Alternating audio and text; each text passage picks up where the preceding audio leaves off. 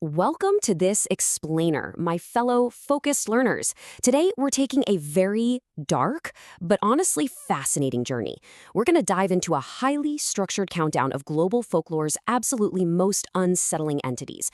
You know, the kind of legends that have literally kept people awake at night for centuries. I absolutely love exploring how different cultures construct their nightmares. So today, we're breaking down the anatomy of these myths, step by step. Let's just dive right in. So, quick question for you. Are you truly ready to meet the most terrifying creatures to ever exist or, well, hopefully not exist? I'm kind of challenging your bravery today because what's really interesting here is that the creature we're starting with is, ironically, considered the quote-unquote least scary beast on our list. Trust me, things are going to escalate very quickly from here. First up, we've got the Manananggal. Originating from the Philippines, this monster's name translates roughly to one who separates itself. Now, at first glance, this creature usually just looks like a disfigured old woman. But its true horror, it's all in its absolutely gruesome hunting habits. Under the cover of night, it completely detaches its upper torso from its lower body, like entrails hanging out and everything, sprouts these enormous bat wings, and takes to the sky. It uses this super long, proboscis-like tongue to suck the blood of its victims. And it's got a very specific, creepy palate. It targets newlyweds, lovers, newborn children, and grooms who are abandoned before marriage. It's even known to use that terrifying tongue to extract fetuses from pregnant women. Now, if you thought I was actually going to show you a drawing of that grotesque process, no way. You are very mistaken. Instead, please accept this mental image of a fluffy little kitten. Consider it a quick visual palate cleanser before we plunge right back into the darkness. But of course, the horror doesn't stop there. While hunting, the Manananggal employs this highly deceptive auditory illusion just to totally confuse its victims in the dark. It makes this super unsettling tick, tick, tick sound. The sheer terror of this legend is that the farther away that ticking sounds, the closer the creature actually is to you. It's a psychological trick entirely meant to disorient its prey right before it strikes. Okay, so if you find yourself being hunted, there is a way to survive. The creature actually has one tiny design flaw. While the top half is flying around, its lower half is just left standing all alone somewhere in the dark. So, if you want to defeat it, just follow these actionable survival steps. Step 1, locate that abandoned lower half. Step 2, apply salt, ash, or even garlic directly to the exposed flesh of the severed torso. You know, kind of similar to warding off a vampire. And step 3, just wait for daybreak. By preventing the two halves from reuniting before the sun comes up, the creature is believed to die. All right, now we're traveling over to South America to meet El Sabone, also known as the Deadly Whistler. This is a staggering 6-meter-tall skeletal creature cursed to carry a sack of his own father's bones through the treetops. His origin story is a profound and honestly disturbing cautionary tale of an ordinary, spoiled boy who escalated a temper tantrum to literal patricide. One day, he demanded his father go hunt his favorite meat, deer. When the dad returned empty-handed, the boy brutally killed him, cut out his organs, and actually tried to feed them to his mother for dinner. As you might guess, the boy's family did not take this well. In response, they inflicted this brutal sequence of punishments that ended up transforming him into this towering monster. First, they tied him to a post and violently whipped him. Then, and this is an agonizing step, they cleaned his open wounds with alcohol, chili peppers, and lemon juice. Ouch. After that, they handed him a sack of his father's remains and cursed him to carry it for all eternity. Finally, 2 rabid, starving dogs were released to hunt him down. It was this sheer trauma and agony that birthed the 6-meter-tall, bone-creaking entity we now know as El Sabobe. Much like our first creature, El Sabone uses sound against you, but his warning is completely counterintuitive. If you hear his whistling nearby, you're actually in no danger. But if the whistling sounds distant, well, your death is closer than you think. El Sabone is known to appear outside of houses, drop his sack, and just count the bones inside one by one. If you hear him outside, you're safe. But if he spends the whole night counting completely unnoticed until dawn, someone in your house will die, and their bones will be added to his incredibly heavy sack. Okay, let's pivot from the dense forests to the ocean. Here we have the Niklavi. This is a sea creature demon straight out of Orkney folklore. Now, no tales actually describe what it looks like in the deep water, but an islander named Thomas claimed to have encountered it on land. He described a truly horrifying anatomical nightmare. Picture this. A man's legless torso fused directly into the back of a horse, almost as if a rider merged with his steed. The man's arms were so ridiculously long they dragged on the ground from where he sat, and his head was a massive 3 feet in diameter. Oh, and I almost forgot the absolute most disturbing part. The creature has absolutely no skin. It's just raw muscle with black blood pulsating visibly through these thick, yellow veins. And the grotesque equine portion of the demon? Yeah, that's just as terrifying as the human half. It features an enormous, gaping mouth that constantly exudes toxic vapors. It's got only one single eye, burning bright like a red flame, and its mere presence severely degrades the environment.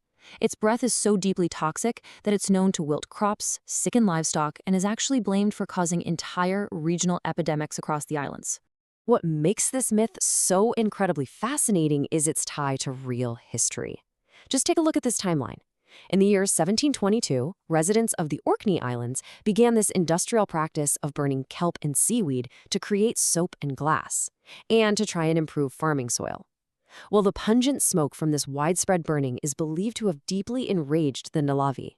In retaliation, it went on a massive, wild rampage across the islands, destroying crops, killing cattle and horses, and spreading plagues.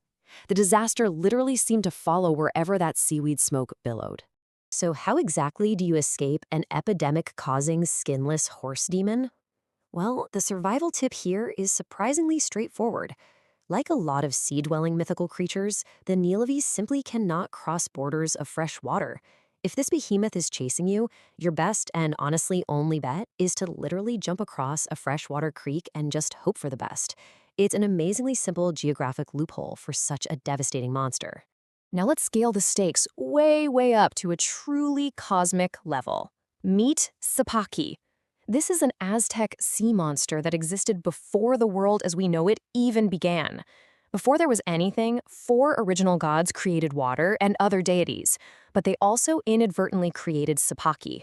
This creature had an insatiable appetite, so massive and so hungry that it possessed a different, snapping mouth on every single joint of its body. Elbow mouths, knee mouths, knuckle mouths, you name it.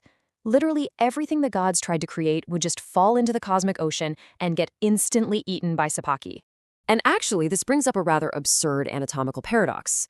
If every joint on the creature has a mouth, and mouths themselves inherently have joints, for the jaws to open and close, did the creature's mouths have mouths? And did those mouths have more mouths? It creates some sort of terrifying infinite regress of teeth and hunger. It's a completely bizarre thought experiment, but it really highlights just how monstrous and incomprehensible this entity was meant to be. Because Sapaki was devouring literally all of creation, the gods realized they couldn't just snap their fingers and make it disappear. The beast was so powerful that it took the combined might of all 4 of the original creator gods to finally take Sapaki down in an epic cosmic battle. The fight was so violent and fierce that one of the gods actually lost a foot in the process of subduing the beast. Once they won, they brilliantly repurposed the dismembered beast to build the entire universe. Sepamaki's massive head became the 13 heavens.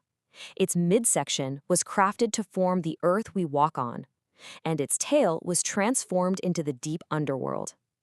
So, according to this lore, our very existence is built right on top of the corpse of an eternally hungry cosmic monster. Let's move to our final subject and bring the terror back down from the cosmos to a deeply human psychological level. The Skinwalker. Originating from Navajo culture and the indigenous people of the American Southwest, these are, for sure, the scariest entities on our list. So much so that believers are often afraid to even utter their name out loud.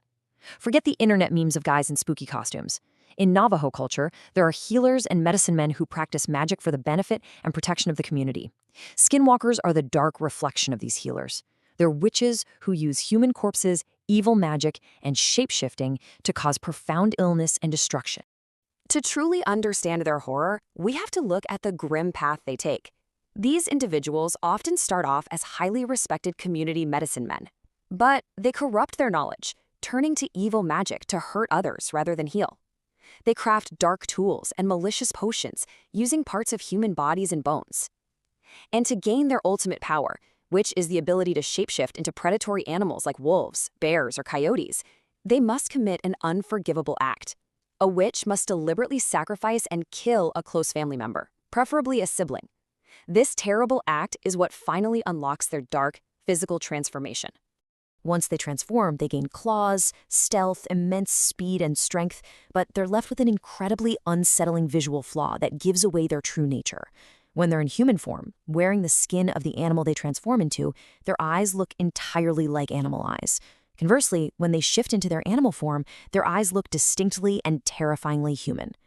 It's a visual paradox that immediately sets off alarm bells that you are not looking at a normal person, and you're definitely not looking at a normal animal. And what's truly paranoia-inducing is that by day, these corrupted witches walk among the humans of their tribe, entirely unnoticed. They blend right into the very community they intend to destroy. It's only at night that they transform, roaming around to cause mischief, mystery, illness, and death. They're even said to be able to read mind and control their victims to do their bidding in the dark. The monster isn't just outside your house. The monster could literally be standing right next to you in the daylight. That brings us to the end of our structured exploration into the dark side of folklore. I want to turn this back over to you, the focused learner. Look at the terrifying journey we just mapped out today. From the fetus-eating Mononongol and the bone-counting El Sabone, to the toxic Navravi, the cosmic Sapaki, and finally the deeply sinister Skinwalkers. Which of these horrifying mythical creatures do you think was truly the most disturbing, and why? I want you to think about the psychology behind these myths and what they say about the cultures that birthed them. Thank you so much for joining me for this explainer, and I really hope this leaves you eager to explore even more dark mythology.